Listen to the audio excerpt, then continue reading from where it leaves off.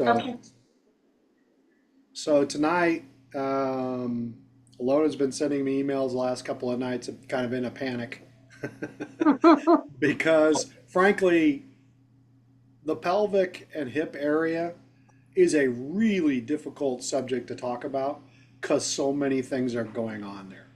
And trying to get it distilled down to those one or two concepts, I think are really, really important because we can go in a million different directions and it will all, you could go everywhere and talk about stuff. But I really think if we could just keep it to the basic concepts, really kind of tie into what skiing is and what's important in good skiing, I think we're going to really have a successful day. And I trust Alona has got this nailed down, and she's going to do really, really well. So, Alona, you're welcome to take it away.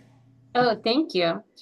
Um, so what I wanted to do and start out with is tell everybody what I found that I thought was so fascinating when I was doing my research and discovery of the hips and the relationship of the pelvis, is that the hip and the pelvis are not passive bony structures, that they're the prime driving force in all our ski movements, allowing precision, control, and power. I learned that the hips and the pelvis are actually separate structures that connect the upper and lower body, and together with the muscles of the core, stabilize the body, allowing the legs to be mobile rotationally, moving under our stable upper body. And I think for myself as a skier, what I automatically think about are legs and ankles and keeping my core tight and controlled, but I'm not necessarily focusing on the hips. And so this was very enlightening for me. So, okay. So what we're going to talk about tonight are the following: hip flexor mobility and stability, hips and pelvis, external and internal rotation, abduction, leg movement away from the body, adduction, leg movement toward the body, connection between the lower back and hip mobility, counterbalance and torque, misalignment of the hips, and exercises to enhance flexibility in the hip joint. Okay. Oh, sorry. I don't know how that ended up, but we're going to move past. Um, the hip joint is a ball and socket joint, and it plays a crucial role in skiing by enabling a wide range of movements and providing stability. Hips are key to advanced skiing. Key movements that contribute to effective skiing include flexion, extension, abduction, adduction, and rotation.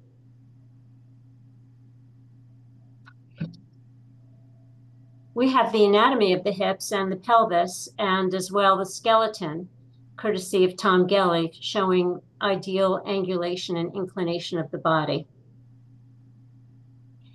The ski actions of the hip muscles: flexion, bending of the hips, lifting the knee toward the chest, hip flexors and the iliopsoas; extension, the hip extensors, backward movement of the thighs, gluteus maximus and hamstrings; internal rotation, pointing the toes outward, wedged parallel stance; adduction, bringing the feet close together, good for bump skiing and powder; abduction, moving the feet apart, good for higher speeds and carving.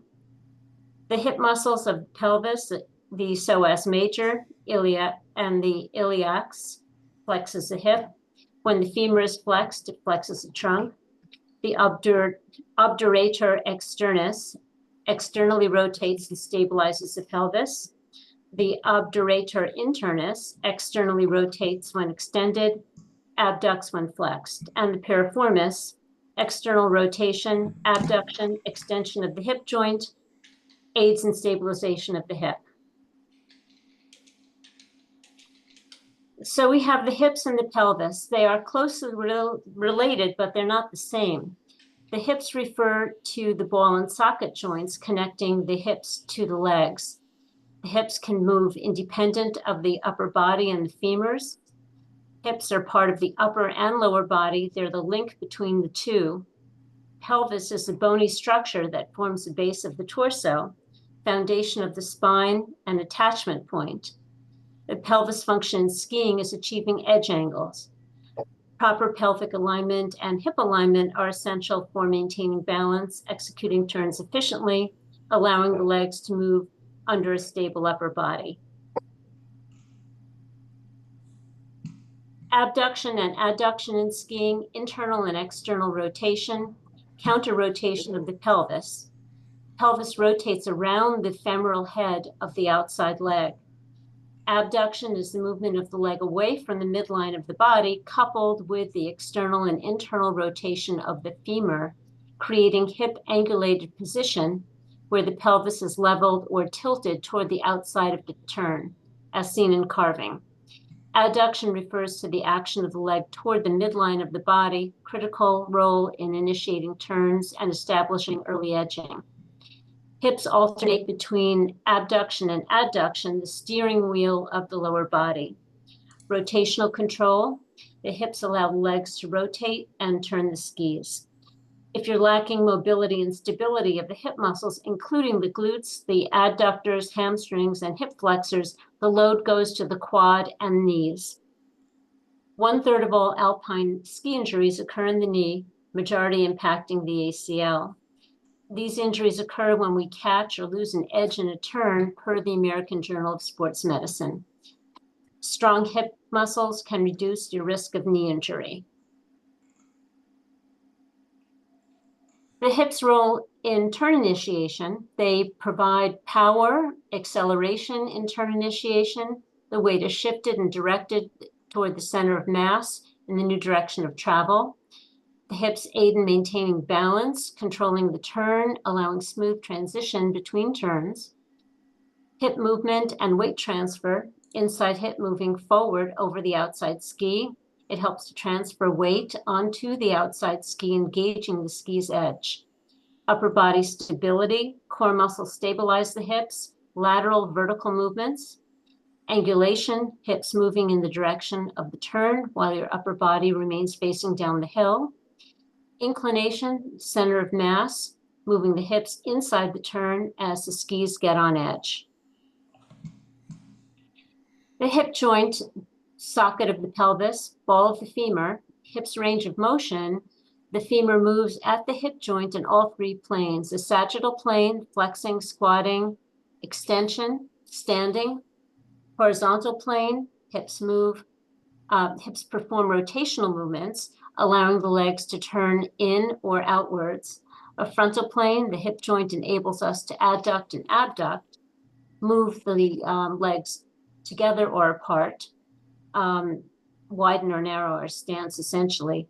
The hips' range of motion is vital in allowing the legs to rotate, rotational control skill, allowing the legs to flex and extend to manage pressure control, which is a pressure control skill. Allows the hips to move, the legs to move sideways, which is edge control.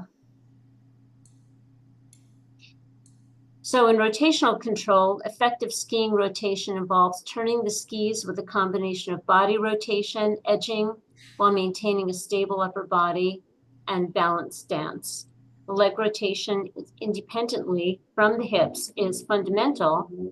Steering movements from the lower body, hips down to the feet, allow steering of the skis in the desired direction.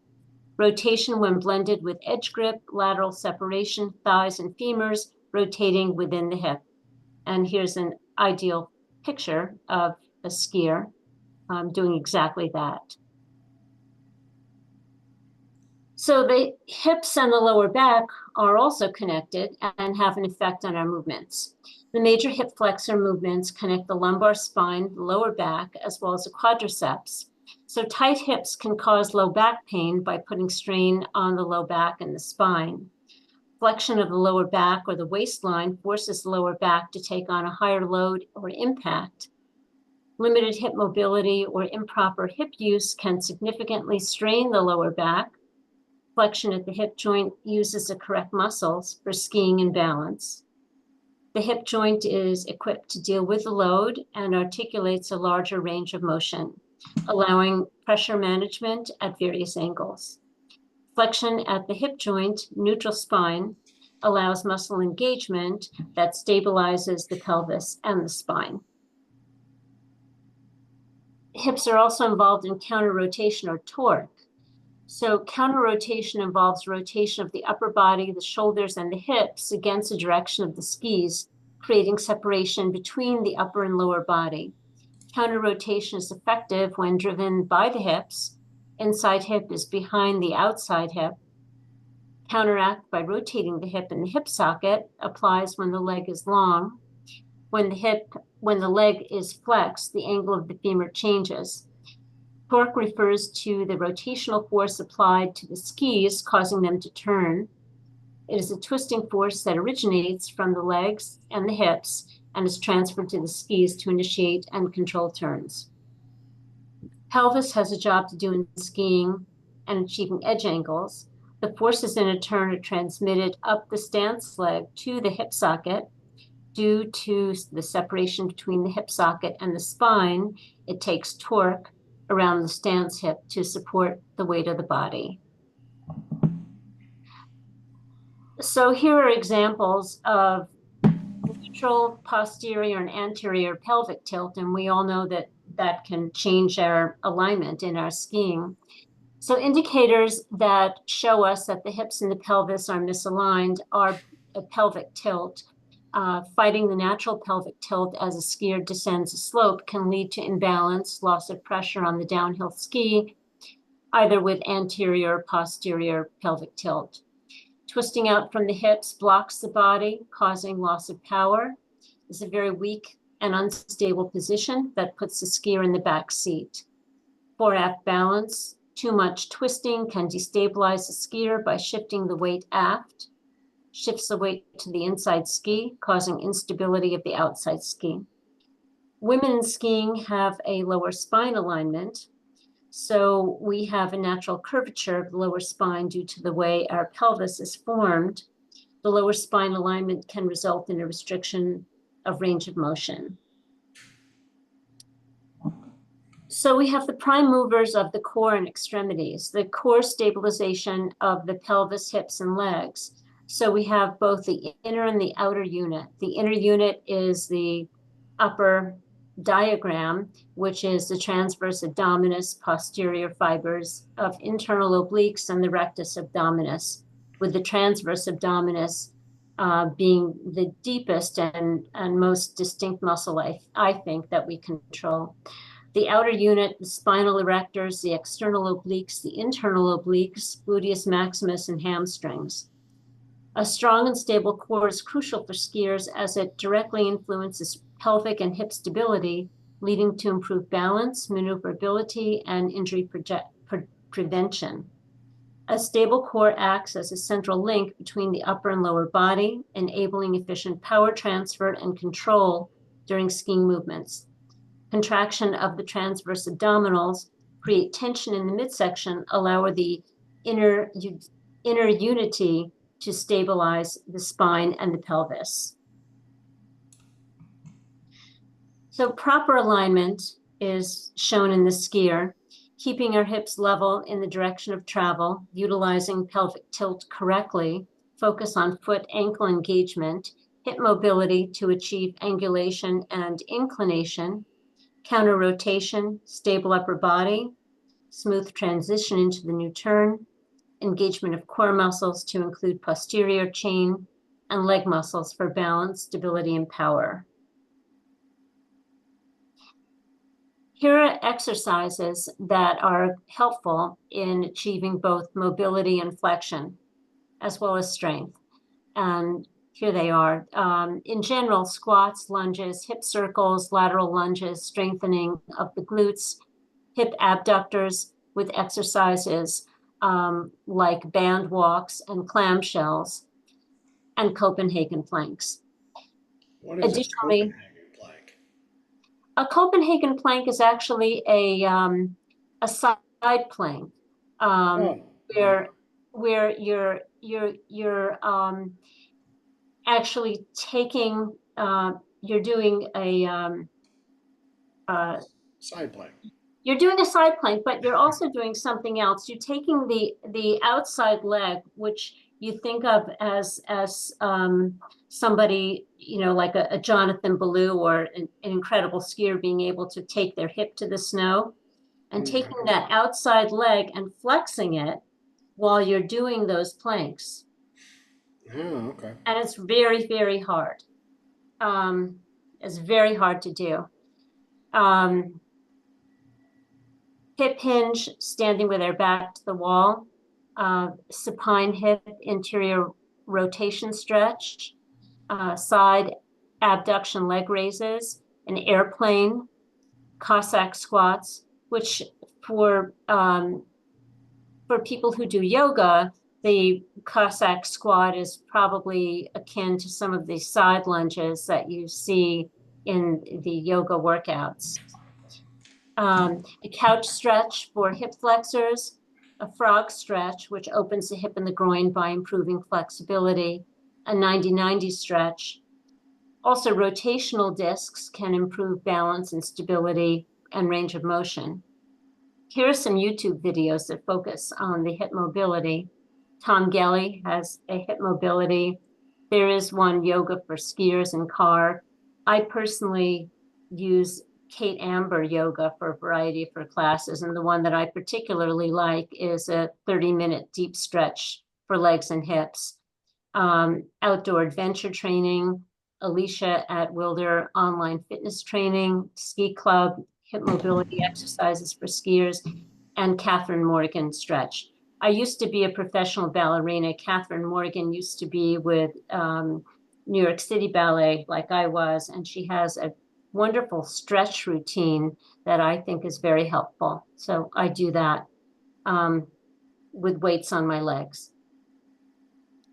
And so in summary, prioritizing hip flexibility and incorporating targeted exercises in your skiing routine can significantly enhance your performance, reduce your risk of injury, and lead to a more enjoyable experience on the slopes. And here are the references that I utilized to put this together. Cool. So I hope you found this helpful. Let's go back all the way up to the top. We're going to talk about each one of these a little bit more in detail. So in your studies, let's click on the one with Oh, Kelly sorry. Skelly. I don't know Kelly's, how that came up. yeah, you just added a new slide. I know. Let's look at Kelly Skelly there. Okay. Yeah, the anatomy. So one of the things I noticed that's a big deal. I mean, these are all the pieces and parts for the pelvis area, right? We have the sacrum, and we have the iliacs, and then we have all these little other pieces. In your research, how many muscles did you notice? Did anybody tell you how many muscles attach just to the pelvis area?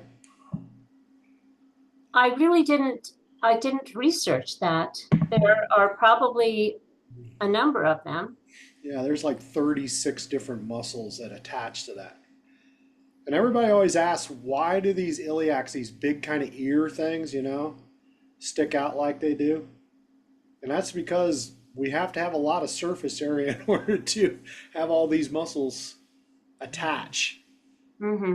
And that gives us the ability to have all these ranges of motion. So you have these big ear shapes, and the muscles of the legs go all the way up and they attach to these ear shapes. And then the core muscles come all the way down, and they actually will attach both to the pelvis area, and they will also attach to the muscle onto the femur bone. And a really big thing to think about is the tip of this femur. You see the little bump outs on the femur there? Those are called tronchators. Mm-hmm. And those are the parts where a lot of muscles attach to and allow for that kind of wide ranging You can almost think of them of as levers. They kind of stick out a little further, and that gives us a little bit more ability to torque things. So I'm going to share my screen real quick. But don't worry, we'll go back. Oops, not that one. So here is a nice little GIF I've had before that just kind of shows all the ranges of motion. So we have abduction, adduction. We also have extension and flexion, and we can go backwards. That's an abduction, Then we have this flexion forward. Then we have a smaller range of motion to the back. And then we have circumduction. That's where you actually twist the femur bone this way. And then that part right there is showing abduction, abduction. And then adduction is where you bring the legs together. Does that make sense to everybody? But you can actually firmly see this trochanter and how these muscles kind of come down and overlap each other and create this structure, which is, you know, well, I'm just going to use my own anecdote. I've had some issues with my sacroiliac, which is they don't show the sacrum in here, but this joint right here, this face right here of the iliac is where the sacrum integrates with it or interacts with it. And it's almost like a slip joint. It's not very, it only has about 3% range of motion. But boy, when that thing slips, it really, because of this is all the engine of movement, it really compromises your ability to move. Suddenly you're like walking around. I have to like tuck my waist or tuck my pelvis, kind of get off of that iliac a little bit. And it really is extremely painful. And it takes about 3 or 4 days for me to kind of recover from that. So, which is why I don't lift heavy weights anymore. So, anyone got any questions on that? No, Does I that have make sense to a, you? I have a comment about, Yeah. I'll wait for people who have questions on that structure. No, go ahead, Joanne. And so the psoas muscle, you said, you know how many muscles attached to this? Right. There's muscles, and so there's a lot of hip flexor muscles, and one of them is called a psoas. It kind of goes on the inside, Yeah. doesn't wrap around. And the function of the psoas is important. It actually helps to bring the knee up closer to the chest. Mm-hmm. Think about a lunge, when you go into a lunge. So keeping those hip flexors nice and movement and strong is important in skiing. I just thought I'd add that. Like Yeah, hip, marching, kicking, things, sit-ups, will activate the psoas, but it does help bring the knee close to the chest. So you think of bump skiing, for example. yeah. I don't have a graphic of the psoas, but you know that it kind of starts up behind the iliac, the sacrum, and comes through. It actually attaches to the lower lumbar. Yeah. It attaches to the lower lumbar and then comes down through and kind of snakes in behind. Yeah, and it snakes in, but it can even touch the diaphragm, and it goes all the way down. It's a pretty extensive muscle on the internal. It's a hip flexor. It's part of the hip flexors, but yeah. So if you have lower back pain, a lot of these muscles have to stay nice and like. Ilona mentioned yoga, and that's so helpful for some of these muscles in and around that wrap around the hip or the pelvic. And if you're experiencing lower back pain, like in skiing as we age, right? It's like keeping that back, keeping those muscles nice and, as stretched as we can, keeping all the cells of the tissue as lubricated and strong as we can. And that's happened through strengthening, but also through flexing, stretching. I also find for myself, as I get older, that I'm less flexible. So I need to stretch and do flexibility morning and night. Where when I was younger and dancing, I would take my leg to my ear, but I can't do that anymore.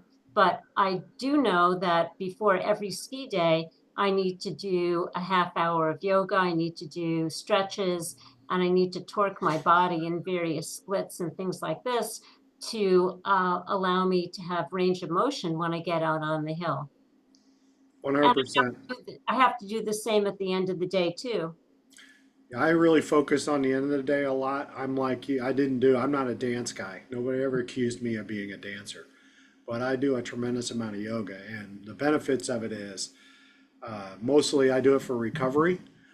But when I'm skiing, I will actually go out and take a mat, put it in my locker, pull it out. I get there really early in the morning, and I will go ahead and do just a few stretches. And I really focus on those areas, common.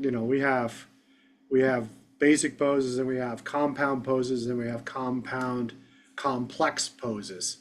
which add a lot of twisting to it. I really focus on those compound and compound complex movements, poses, in order to really kind of help me stretch. Things like, lunge twists and things like that, or wagon wheel, or some of those things that are going to be really put my body in a position where I have to use a lot of activation, especially in the thighs and the glutes area, so I can get those all kind of worked out. So, Hey, one thing that I want to bring up here is anybody else done ACL strong through the PSIA? I've heard of it. I have So, not.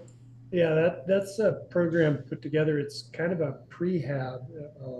Leslie DeRosers, I think is her name. She's a physical therapist, and she figured out that if you went through in preseason the equivalent of the rehabilitation program to an ACL injury, that it avoided a lot of injuries. And it's available through PSIA. I don't remember how much it is. Like, I don't know, maybe $100, maybe less. But I first got that 3 or 4 years ago, and I still have access to the exercises. And I make that a part of my preseason. It's a 6-week program. It's progressive. And it goes through a lot of the movements, Chuck, that you're talking about, and a lot of the exercises that you mentioned in your presentation. So just for anybody who wants to look it up, I think it's still on PSIA. It's called ACL Strong. Yeah, I also did that, and it was an absolute game changer for me. Yeah, cool. So actually, Alona has, you were talking to psoriasis, Kimberly. She has, I'm sorry, Joanne. She has an illustration that shows us kind of the psoriasis and how they kind of snake through around and, around the iliacs and attach the inside of the femur bone. But there's like a lot of hip flexors, especially and gluteus minimus attached here. Matter of fact, there are a few illustrations you can find online that actually show all the muscles that attach to the pelvis. I'm sorry, not the pelvis, to the hip bone or the hip area, the upper femur, and it is like coated in muscles and tendons and things like that, both coming from down below and coming from up above. So, and just the key thing you want to remember is that in our muscle groups, there is a whole lot of this kind of overlap that's happening in the pelvis area. So things that are, and the psoriasis are really showing here how it touches way up here at the lumbar region, but it still goes all the way down and in to the inside of the femur bone. And that allows that kind of circumduction ability as well as adduction. Abduction is done a different way. Any questions on that? I think that's a really, really important piece to remember, is that there's 36 muscles that create a lot of this structure, but not all of them are about movement. Actually, most of them are about stability and how to create stability. And all of our core muscles up here that come down and attach to our pelvic girdle are really about creating stability between our upper body and our lower body. And this will really kind of give you a good explanation as to why PSIA firmly believes that the pelvis is part of the upper body.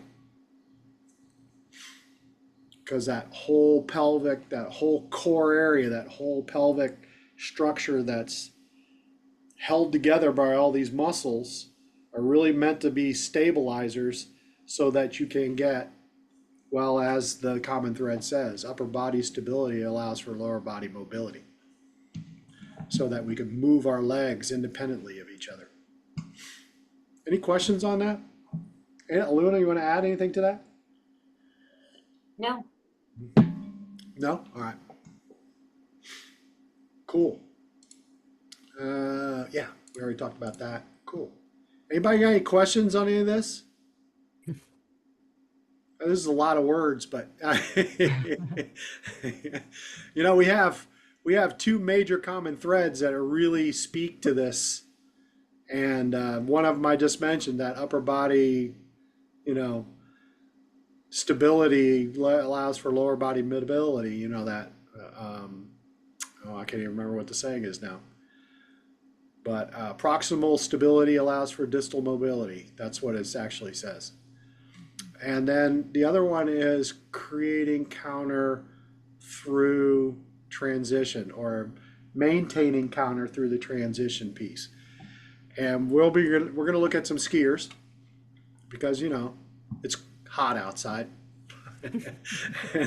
I really wish it was cooler. And one of the things I want you to notice is how we're going to look at a couple of skiers. They're going to be, you know, one of them is going to be Jonathan Blue. One of them, and then we're going to watch a couple of skiers from Japan. And Japan really puts a high premium on this idea of very, very stable upper body. And they really put a premium on that, especially in their short turns. And so I've got some interski videos. We're going to go ahead and look at that too. All right. Any questions on? Yeah. I think we're good. Oh, this is one of the things I want to say. So we have this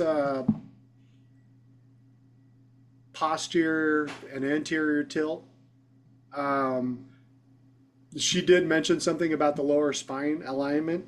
They have a natural curvature. That's usually an anterior pelvic tilt. And though most of us men appreciate that, unfortunately in skiing, it kind of locks the femur bones. It reduces the ability to have range of motion this way.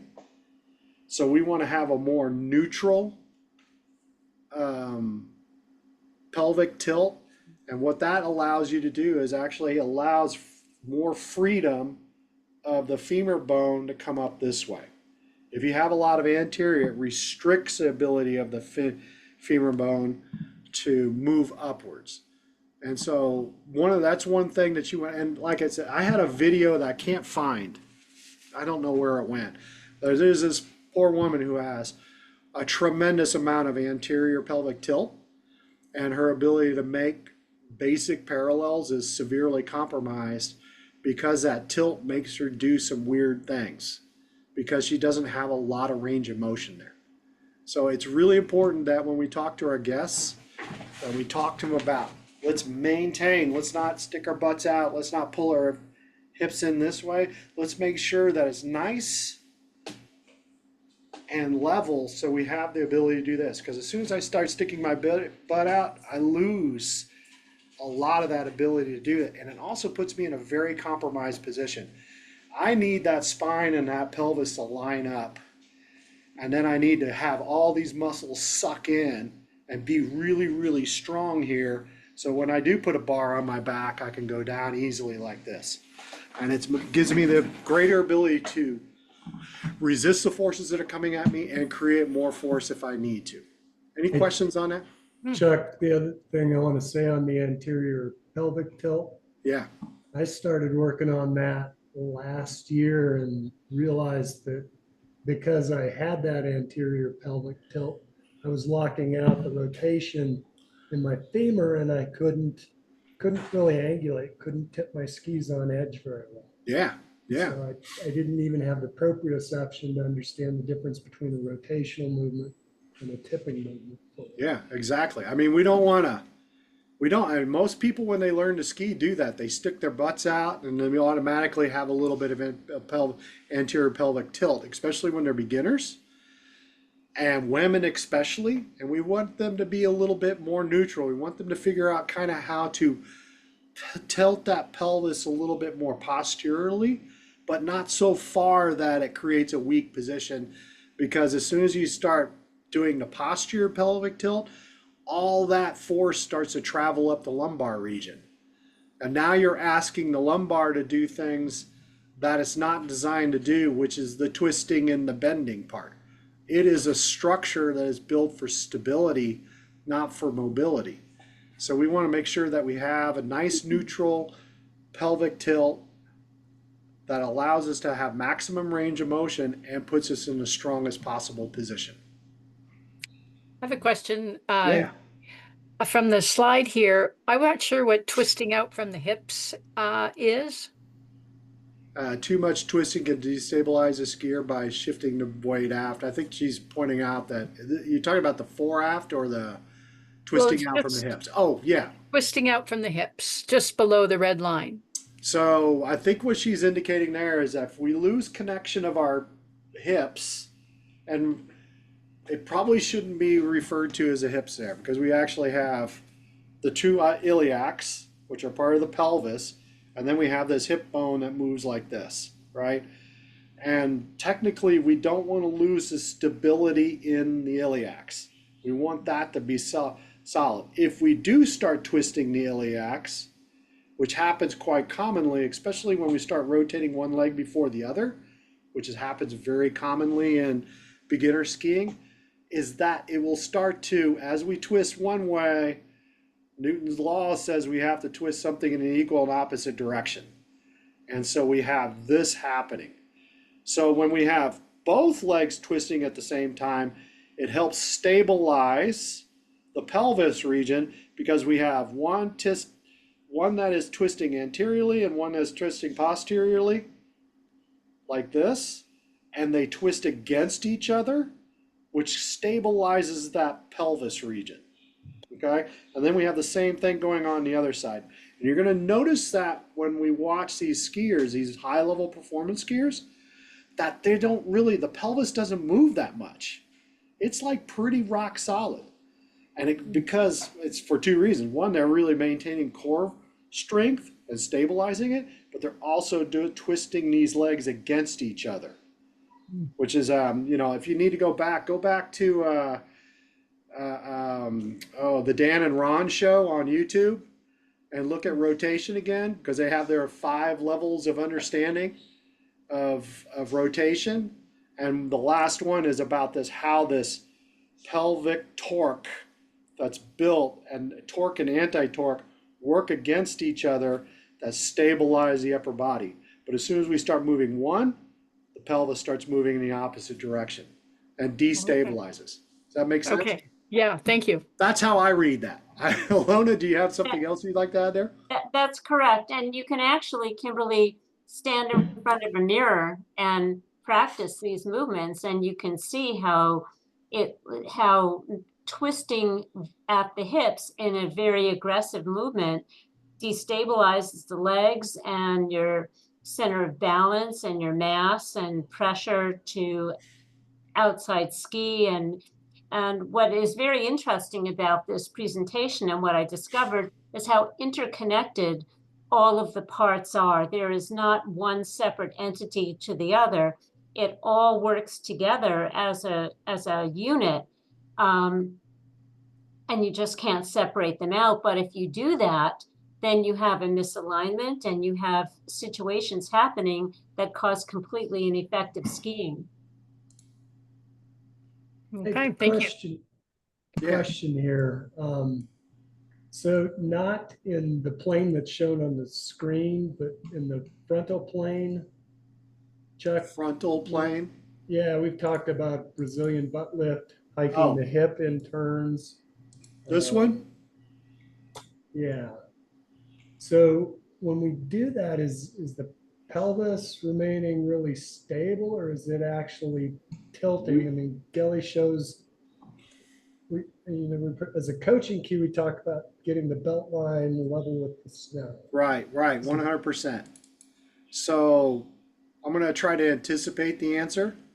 And the answer is that when we do the pelvic, and this is the upper body here, and this is the pelvis. As soon as we do the butt lift, this side is going to be lifting, right?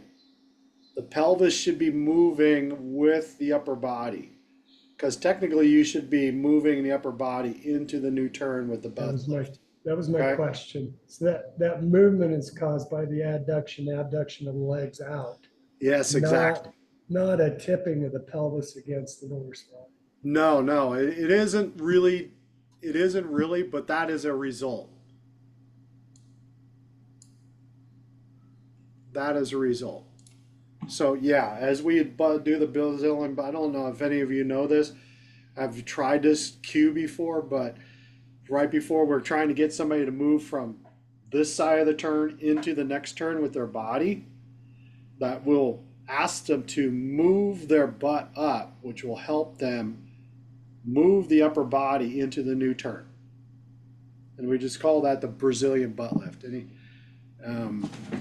kind of like I'm in an old turn. I'm in an old turn now, and I'm over here, and I need to move into the new turn. And there's a way to do it, and but you're lifting your butt up this way. But notice the pelvis is moving with it. Okay, allows me to move into the new turn this way and release into the new turn. It's a cue. Think of it as a cue. That's not one of my favorite cues. I prefer to have more of a think about like shortening the inside leg and allowing the toppling effect to take over, but it can be an effective tool, like all cues. What about hip to tip? Hip to tip, yes. Like Hip when to you're, tip. Yeah, the outside hip into the new inside ski. Yeah, 100%. Hold on, I might have a video here of, what did I do with it? I might have one here of twisting. That's not a great one, but it works. Why did I do that?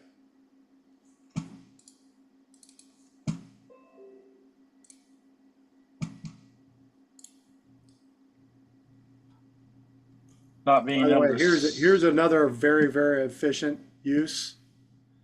I don't know if you guys would do this at all. These are called 90-90s or window wipers.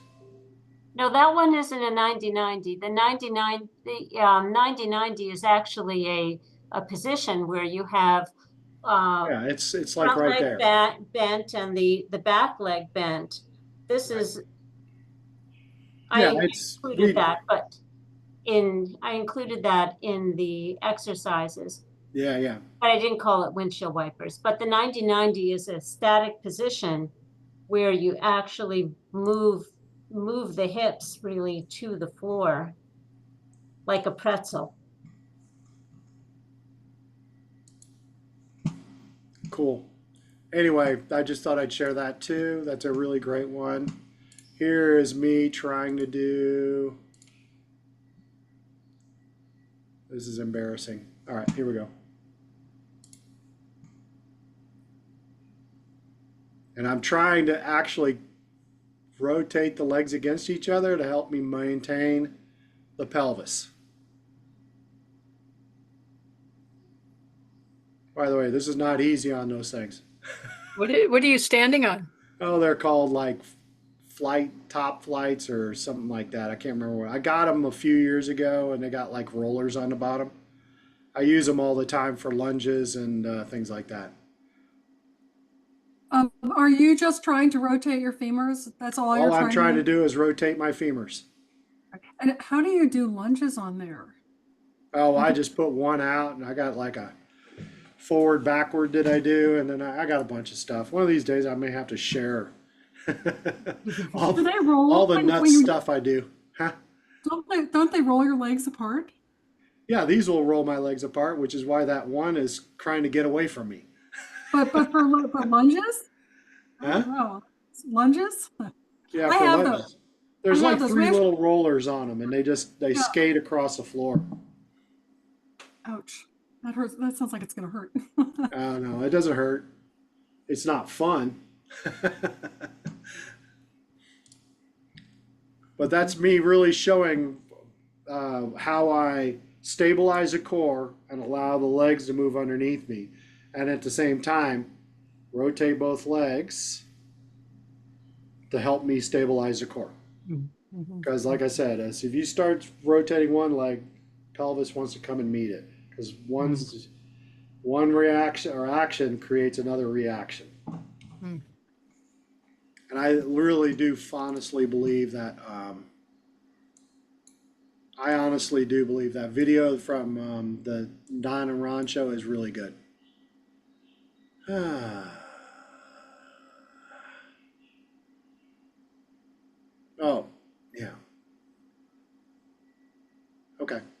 yeah, not a problem. All right, so ready for some skiers? Mhm. Does that help, Alona? Thank you. I thought that was good. Yeah, thank you, Ilona. Okay, get this off the screen. All right, cool. So this is from Inner Ski from a couple years ago. And we were actually looking at these skiers on Monday and marveling because we have been recently looking at skiers from 2018 tryouts or 2016 tryouts, and how skiing has changed even from the national team tryouts from 2016. So this was just a couple years ago, but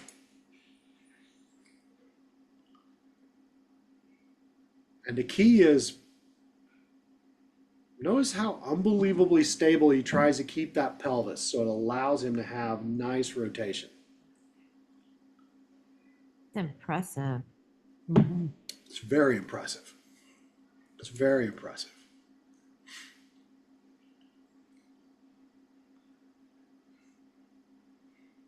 So perfect. Yeah, I mean, this is a Japanese thing. They even in this video, if you watch it, this is a technical demo run number 2. If you listen to her, she's talking about how they put at a very big premium on being very, very stable. It's very, very accurate. And then we'll watch one that's got him doing short turns. And watch the accuracy on this. I mean, he's literally skating down the hill.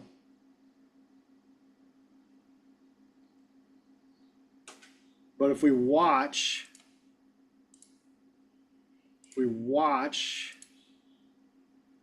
the upper body and the pelvis,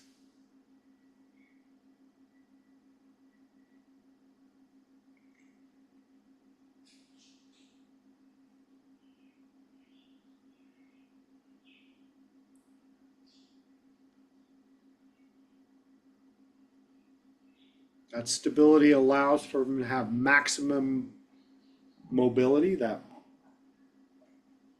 yeah, 100%. The pelvis is. Did you say basin or brain? We are kind of calling it like the traffic control center, right? It's where movement originates.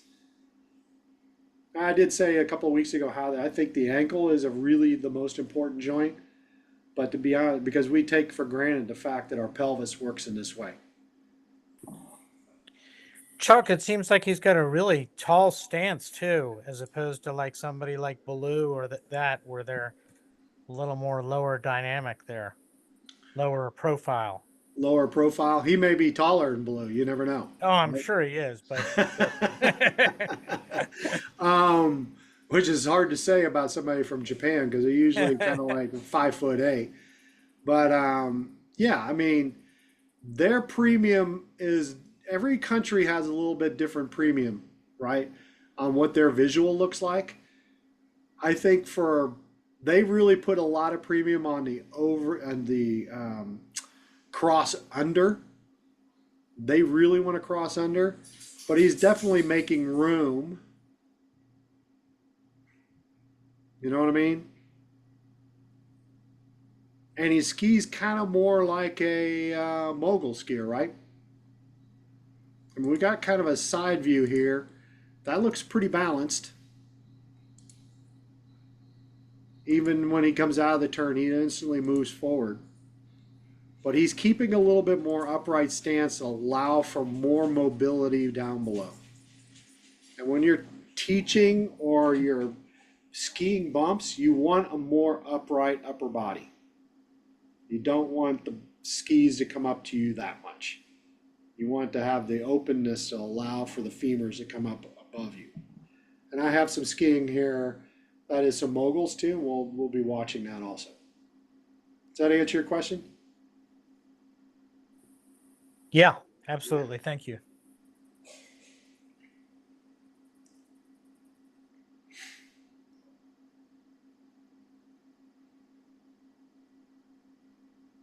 So this is like uber accurate to me. I mean, this is like,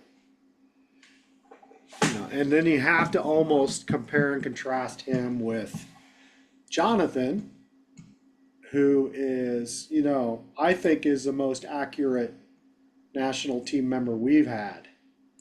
And here, this is him doing medium radius turns. But again, the same premium is there. Jonathan's really a lot about making sure that the pelvis is part of the upper body and allows for really accurate turning of the legs.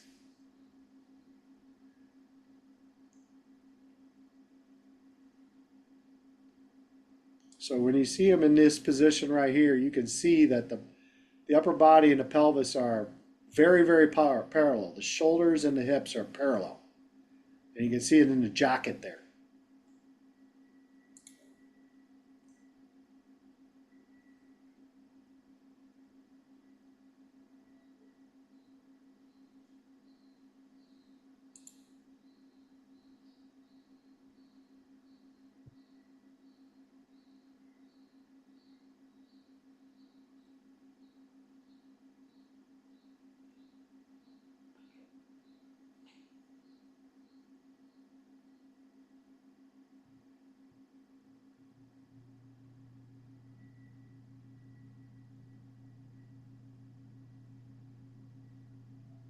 Pretty good skiing, isn't it? It seems like the Japanese skier meters his turns out more than Baloo. I'm sorry, he does what? It seems like the Japanese skier turns were more metered out, more. They're both round. They're both perfect, but just different in terms of the metering out of the turn, the timing, the rate. And I would agree with you, right? Yeah. I mean, that's some pretty, really ridiculously good turns, right? Yeah. But this is just, I mean, the one thing that we noticed when we were watching this is how the skis never seem to vary in distance throughout the turn. You know what I mean? Yeah, that's why they're just it's the timing is just extraordinary, isn't it? Yeah. And you would think that this is park and ride, but he's actually physically turning the legs pretty much throughout the turn. But notice the skis never really, they don't go away from each other even this way. He's It's so so accurate. perfect. Yeah, it's almost ridiculously perfect. And this is the Yeah. premium that the Japanese put on their turns, right? And they have what they call technical national championships, where they are judged on their ability to create perfect turns. And it's really ridiculous and it's fun to watch if you ever want to watch it. It's really kind of fun to watch. But that's what they put a premium on. That's what they want to do. And Jonathan, I'm not saying these are bad turns, but notice how the skis don't necessarily stay the same distance apart. They tend to, as he gets to here, see how far apart the skis are? Which is fine. And then he gets to here and the skis have kind of come back together again. And then he gets to here and the skis are farther apart. That's it's a very nuanced difference. But it's the difference kind of, what we put as what we think is the ideal. Chuck, isn't part of the difference in blue that he's getting to a much higher edge angle and his skis are farther that apart too. And now he has to get one this leg out of the way, way, right? not this way. Yeah, it It- there- seems like I'm- this is steeper than the other. Yeah, the other yeah. skiing. There's But a hey, couple of things, right? hey, if we These- had this beautiful, smooth, like terrain all the time to ski, I mean, really, how far could we go, right? In practicing consistent. No, I agree with you. I mean, these turns that he's doing are not quite as performance as Jonathan's doing, right? It'd be nice to follow him. Yeah, it would. But these are purely Whoa. carved turns. Every one of those are purely carved turns. And Spectacular. Jonathan's doing the same thing. He's just getting more performance out of it. Well, Jonathan has more rebound in his turns because his edge angle is so much higher. Yeah, he has to absorb more rebound too.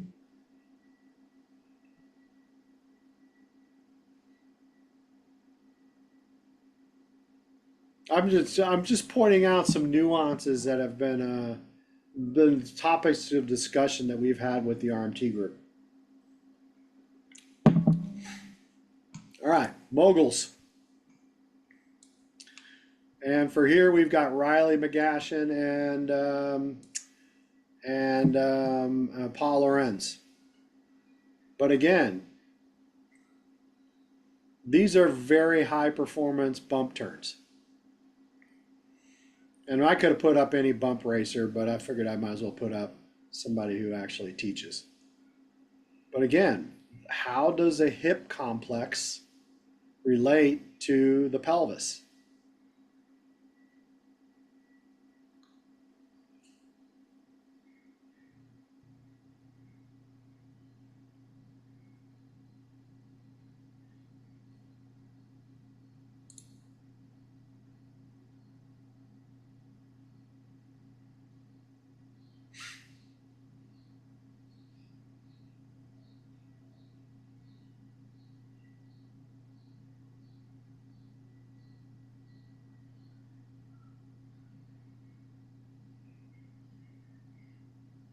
By the way, these don't look like fun to me.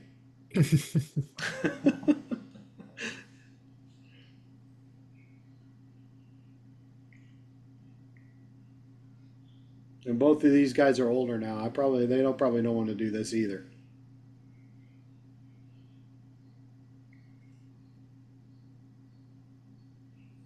Chuck, did you watch that video I sent you of Johnny Mosley today? I did, yeah. I've had that video, but I didn't see the second part of it. The one I didn't see the one where he explains it all. That was a new one. Thank you for that. It was very good.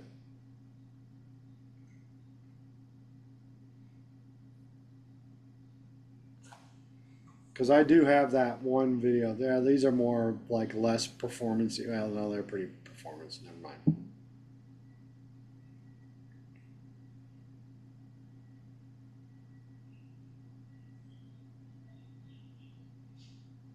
So we're going to watch some couple of skiers.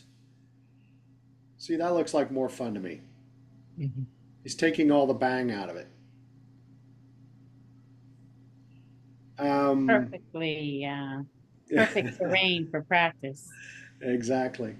Exactly. So we're going to watch a couple of skiers here. These are obviously less advanced, so we're not going to focus on that too much. But really what I want you guys to look at is how they're utilizing the pelvis and the hips in their turns.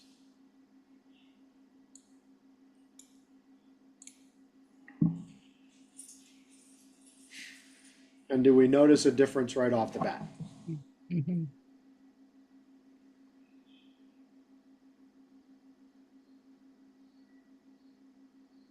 Mhm. It's kind of a swinging to the hips. Yeah, it's almost like a bell, right? Is this sort of that special style that used to be an old style of skiing? Old style, you're talking about dig me turns? I think so.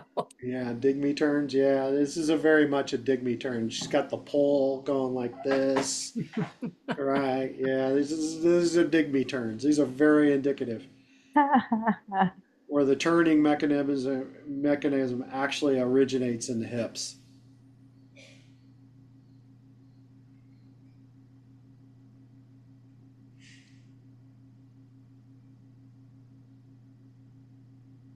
That's hard to watch.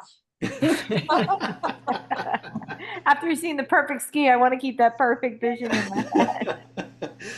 Well, yeah, but unfortunately, these are the people we're going to be teaching, not, obviously Japanese national team members, Jonathan Blue and Riley. And They do everything So- perfect over Hey, there. Chuck, what would be the first step in helping this woman move towards? I mean, there's a lot of different directions we can go. How I would mean, you? How would It you? really is. It comes down to, I mean, how does she start to rotate? How does she get the skis to turn? How does she get them to move from side to side?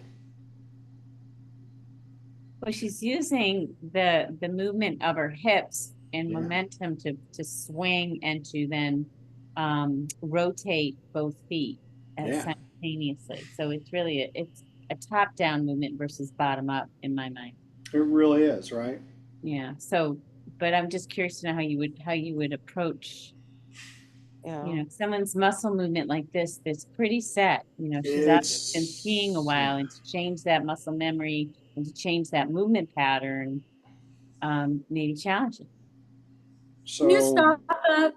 Can you stop it somewhere right so I can about ask you a where? question? Right Anywhere about when she's where? facing us. Right there. Yeah. Okay, go ahead and finish your question.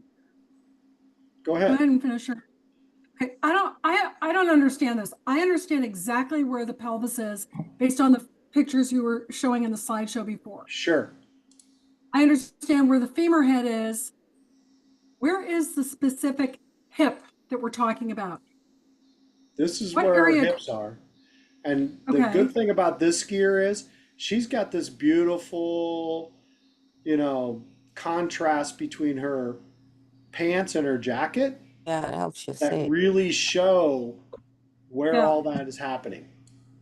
So where is her pelvis then in this? Well, her pelvis swings from side to side like this. So she's actually turning kind of in the upper lumbar to the lower thoracic area. That's where the bending is coming from. So her So, pelvis is not moving, or I'm a little confused here. her pelvis is moving, but her pelvis is moving with her legs and not with her upper body. Got it. Okay. So Okay. it's kind of moving like a bell underneath the Okay. upper body like this, right? And she's Yeah. relying on the back muscles to do all the bending. Got it. Okay. Okay.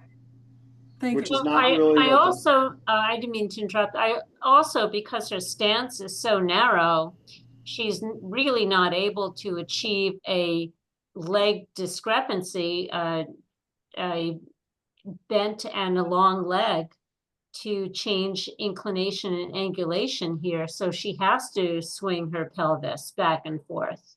yeah, 100%. It's like Yeah, the line back in on her pelvis and then add a line on her shoulders. It might help for people to see oh that. well, yeah. I mean, the shoulders are here, right? Right. Because her head comes out like this, but somewhere about here, this happens, Right. which is where this bending is happening at, right? Because her legs are, here and here, and they're almost the same length, Mhm. right? And they have to be because that's how the pelvis is stacked underneath her right now. So when we So go she is back she to someone like Jonathan, you could very easily see that the spine, and here's a pelvis, but this leg is a lot longer than this leg. But his pelvis his jacket is aligned with his shoulders. Oh, okay. And then when we go back to this poor girl, her jacket is not aligned with her shoulders. So that's a pretty good indication that you're seeing some hip movement, like lots of hip movement in her case. I mean, I picked her out specifically for this to be illustrative, right? I mean, we're not going to see, usually we don't see this much hip movement, but we see it often, like a lot, because it's So hard. is she steering? Is there any steering in her skis, or is it just from the hip movement? The steering, well, that's a good question. I mean, how is she steering her skis? Huh? Just swinging her hips? She's swinging her hips and she's pushing her heels. Pushing her heels. Okay. That's it. Right. She's not really turning the legs. She's turning the pelvis and then pushing out this with her feet and pushing her heels to get the skis to change directions. So let me clear this off and watch her again with that in mind. There's the push and then it's out, and then we have another push and then it's out.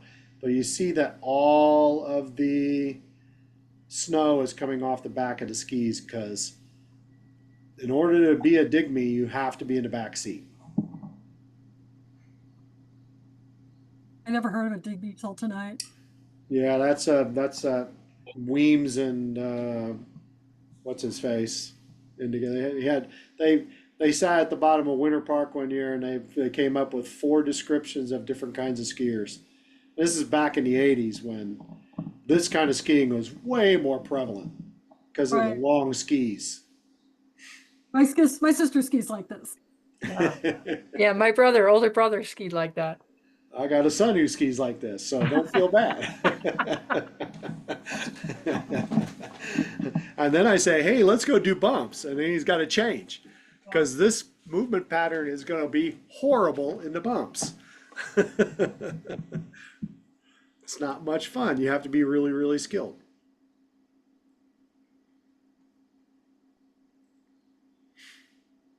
So the question that was brought up to me was, how would I change this skier? It really comes down to two things. I got to know what her goal is. What does she want to get better at? If she comes to me and says, man, I really want to go faster down groomed slopes, I mean, about all I can tell her is, well, then go faster down groomed slopes, right? I have to get some kind of indication of what she wants to change. If she comes to me and says, I really want to I want to have a different change because I want to do this or that or this, then I got to really dive deep into why does she want to have that change, right? Well, it's because my 12-year-old son wants to start doing bumps and I really struggle in the bumps. Cool. Now we have a motivation. We got to get better in the bumps. And this movement pattern is going to be deadly in the bumps. So then I might start talking about, hey, good skiers start turning or stand on the outside ski, or good skiers tip their lower legs first, or good skiers point the skis in the direction they want to go, right? And we could start instituting a change there, and I can attack it from any angle. I just named 3 fundamentals. Chuck, Yes. is it possible to suggest that she starts skiing with her feet hip width apart? Yeah. Because then she's going to actually feel their edges. Because Yeah. in that stance. You mean you don't want her to ski from inside edge to inside edge? I mean, she's really good at it, Kay. Yeah, I used to ski like that. We all did. I honestly think this is on the ladder of truth. Her pants are too short too. Her That pants doesn't are too help short. her. Yeah, It really I'm makes gonna- it obvious. Yeah, you need to go change your pants are too short. They're not. They need more paisley in them. Yeah, there you go. I mean, you can really see what's wrong when you look at her pants too. Look at the way they. Yeah. Yeah, I would not recommend, if she's a ski instructor, I would not recommend this outfit at her level 2 exam. You need to blend in. You need something more like Paul Lorenz here. You need the gray on gray, right? Where is his? You can't even see it. He's got camouflage. Nobody's looking at those floods though if they're skiing like that. Yeah, exactly. Exactly. All right, let's move on to our other skier here. And he's in more broken snow, kind of bumpies. Yeah. I had a hard time keeping the skis with the poor. Looks like he's using his upper body to turn. Sure. His shoulders. So what makes you, I mean, if you were looking at the skis only, what would make you think that?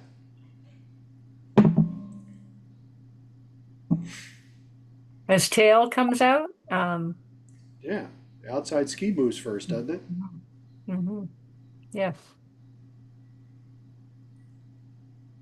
And his tips are up. They're not engaging in the snow. No. At all. So we've seen the rotational component. How is he creating edges? With difficulty. By inclining his body. Oops. Yeah, I don't want to talk to you. Put on mute. So he's kind of, yeah, he's inclining his body. So how is he using his hip/pelvis? He's swinging it around.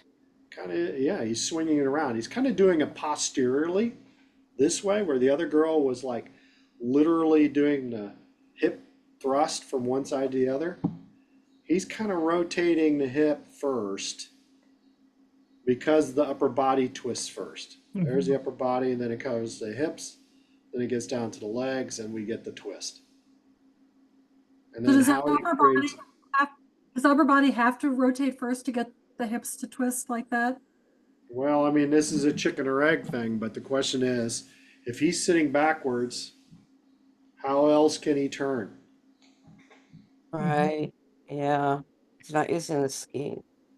I think what's different with him is you see his whole trunk is connected. His shoulders and hips are connected. Yeah. Where the girl, her hips were moving from side to side.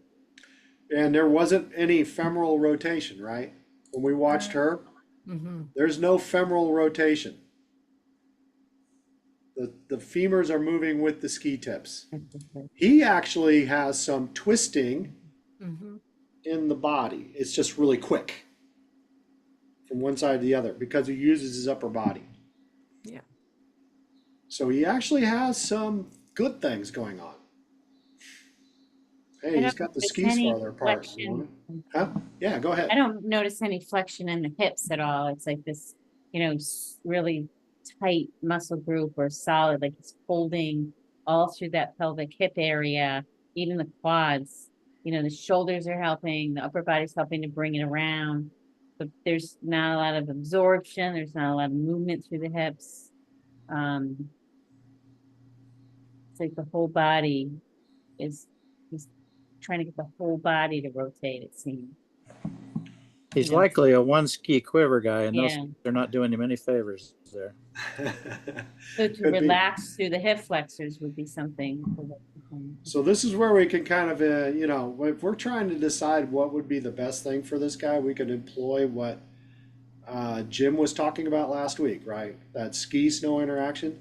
When do the skis start to change his direction, right?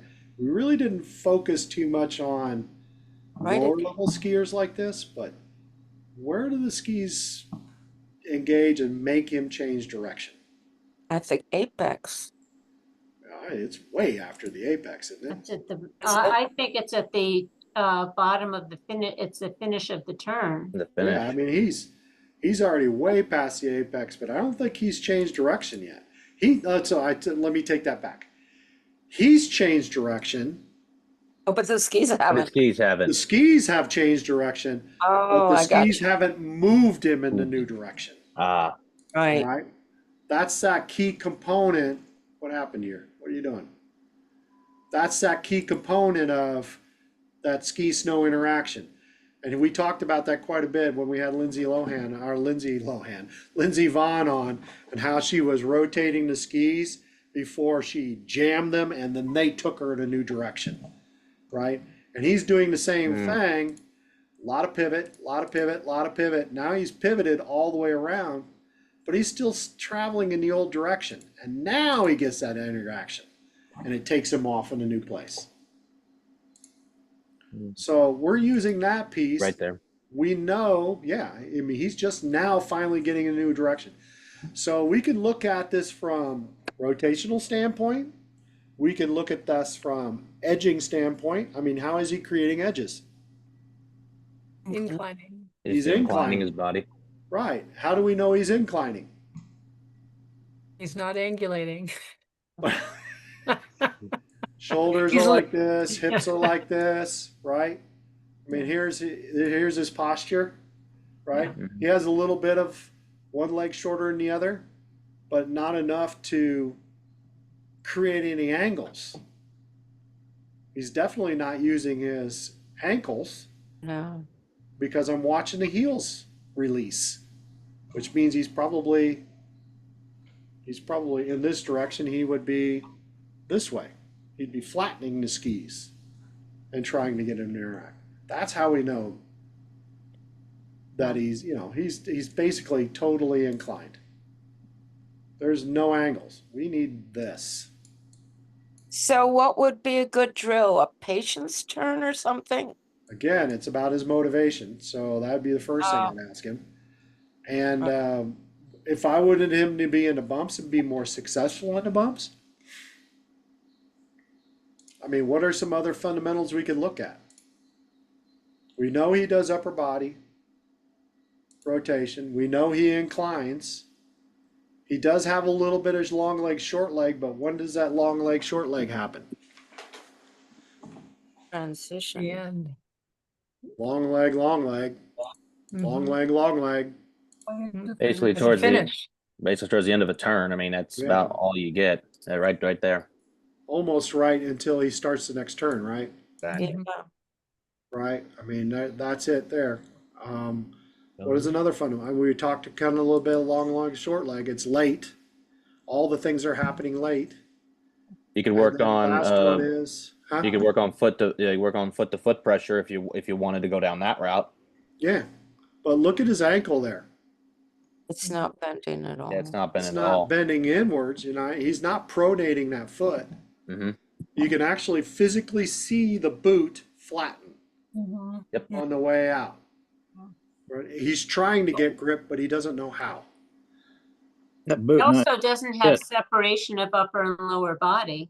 Oh, well, yeah, that Of goes. course. You seldom do when you're getting a lot of upper body twist. Those boots might be too big for him. They could be too big for him. That's a good The point. skis could be too wide, right? I mean, we could be looking at a lot of different things. What's the last fundamental we were talking about?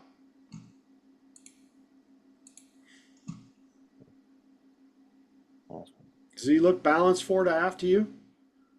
He looks way back. Yeah. And if there's anything I know about life, is if you sit backwards, all the inner weirdnesses start to show up. Yeah. If you're backseat driver, you're gonna have to. You're really relying on somebody else to drive the skis, and that's gonna be a whole lot of twist. You got to create some torque, and you got to start somewhere. And the most powerful place to do it is with the upper body. For all his problems, he's got some amazingly good rhythm. He does have some good rhythm. He's not a bad skier. He looks older, right? He skis like he's a little older. Maybe not quite as athletic, but you know, I would take that for granted. I want him to be more balanced on his skis. Mm-hmm. And then, oh my God, Kelby. I wanted to show Rob. Oh my God, Kelby. All right, we're going to have to take a detour here.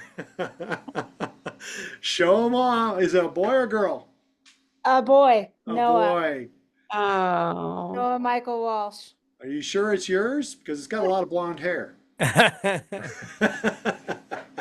That's a level 3 mom right there. Congratulations. This thanks. This kid has been to more level 3 trainings. How When did old you- is he? He's 16 days old now. He was born Wow. He was born on 7/11. Nice. Nice. Yeah. Congratulations, girlfriend. That's awesome. Thank you. First of many, right? Got to start with one. Yeah, they get expensive fast, so I'm just telling you. They double in value about every year. That's the truth. Oh, so you can have them on skis by the end of the summer, by the end of the spring? We'll see. That's the plan. Oh man, congratulations. That's awesome. Congratulations. Yeah. Anybody got any other questions before we finish up? We only got about 5 minutes.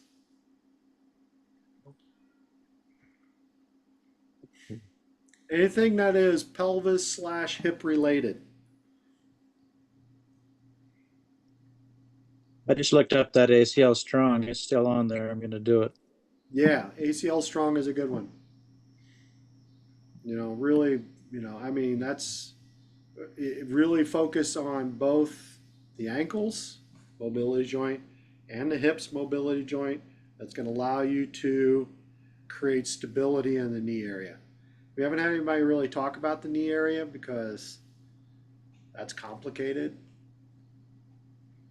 and tends to kind of confuse people a lot. I really am for really kind of focusing on the mobility pieces, you know. And oh, there was one other thing I did not share with you guys, and I wish I had, and I'm going to put him in the chat right now.